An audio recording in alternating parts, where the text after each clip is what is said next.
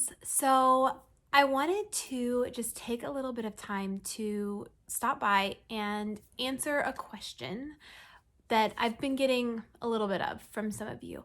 The big question is, what prompted you to leave your full time vocational ministry position and do this? So, today is World Storytelling Day. I don't know if you knew that, but it is. So I thought, what better time to share a part of my story with you than on this day? That's actually my heart. I would love to have opportunities to not just share my story on this channel, but to hear more about your story. I believe there's such value and a need to share our stories with one another. So today I'm going to share a part of the story because I will be honest with you, if I shared the entirety of the story, I believe God started moving me in this direction almost 3 years ago. So that would take a really long time, and I am not going to make one video, but I promise that there are other pieces of that story along the way that I will share with you. I will bring you along in that. But today, I wanted to share specifically a story that actually happened really recently. So, 6 weeks ago or so, we actually went on a vacation, my husband and my three girls and I. And it was something that we had planned before all of this kind of like solidified. But going into the vacation, we knew that we were going to be making this decision for me to leave my position, and we had settled on that. My husband and I, we had prayed about it. We had done some planning. I want to take a moment and just say, like, it is important to take leaps of faith, but we also have to do our work to be prepared for that. So I've had people ask me before about if it's okay to, like, aren't you supposed to just dive in when God calls you to something? And I believe that that is true. However, sometimes you have to use the wisdom that He has given you to find a path towards that. So my husband and I, we had gone through the logistics of what that was going to look like, not because we were going to say, well, if it doesn't work out, we're not going to make that decision, but more so we could say, how can we be best prepared to do that? God has given us wisdom, He's given us discernment, so we have to sometimes use that to make plans for how to move in the direction that He's calling us. And so that's what we had done. My husband and I had spent time really making some plans around how we were going to make this life change, how we were going to walk in obedience. And we decided to still take this vacation because, truthfully, we don't know what's going to come. We don't know what God has for us. And this might have been a vacation, that we wouldn't be able to take in a little while. So went on this vacation. It was beautiful. We were in Colorado. We were skiing. We were introducing our girls to one of our favorite pastimes. It was wonderful. However, one of the mornings, and I can't remember what morning it was, everyone was still asleep. The condo that we were staying in was quiet.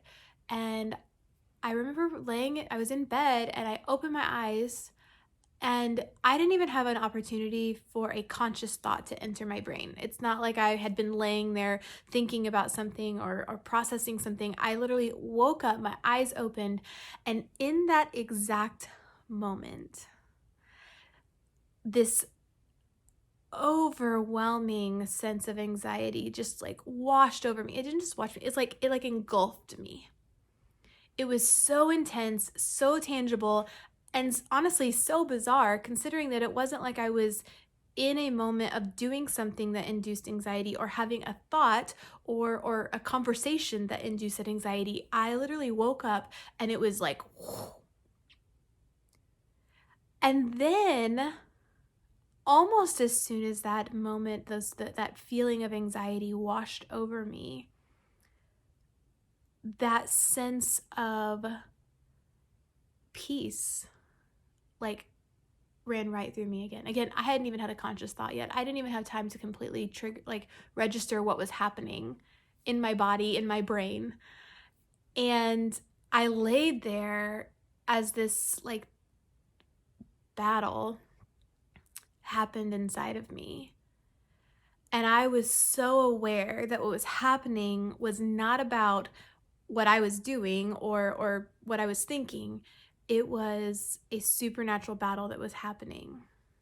That in that moment when I first woke up, the enemy had an intention to try to get a foothold through anxiety, through fear in my life. And almost like a tamping out a flame, the Holy Spirit just was like, no, we're not doing that. And I laid there in bed that morning. Again, my husband was still asleep next to me. The kids were still asleep. The condo was quiet. And I cried and I worshiped. I thanked him for protecting me. I thanked him for going to battle for me. I thanked him for taking care of me in a moment that I didn't even know I needed to be taken care of. And he brought that passage in Exodus 14 to mind where it said, the Lord will fight for you. You need only to be still. And I was like, oh yeah, that's all I did. I didn't even know I needed to do anything else. And there are times when we go into battle where we have to be like, we're in it. We have to do the work. We have to do the battle. We have to go to war. But I want to tell you, whether we are the ones going to doing the work or we are just laying there and being still, we are not the hero in this war story. He is. He is the hero. He is the victorious one. We are victorious through him, but he is victorious. And I just say this because this part of my story is so important, because I am not naturally prone to feel peace. I'm not naturally prone to not know where, our finances are going to come from and to feel peace. My natural inclination is to strive and worry and hustle and figure out a way to make money over here and maybe take on a part-time job over here. And that is my natural inclination, because then I know that what is in our bank account is within my control. But through this whole process of God leading me to a place of relying on him, to a place of trusting his protection and his provision, to not just okay, yeah, God's our provider, but to know it beyond a shadow of a doubt that he is our provider, he is our protector. The process of him bringing me to that place has been one of several years. So that now I'm in this place where I know that I am experiencing peace about something that I normally should not be feeling peace about. And I know that that is that supernatural peace. That is the peace that only the Spirit can bring. And so today I wanted to share a part of my story about what led me to leave that position, a part of my story that God is still writing as I continue to press into him and to trust him and to really rely on him in ways that feel uncomfortable, but also so right. And I want to take this moment where I'm hoping and praying that my story, or a part of my story, is encouraging you to take steps of faith, to draw near to him, to trust that his power is enough, to know that there are times when we just need to be still and he will do the battle for us.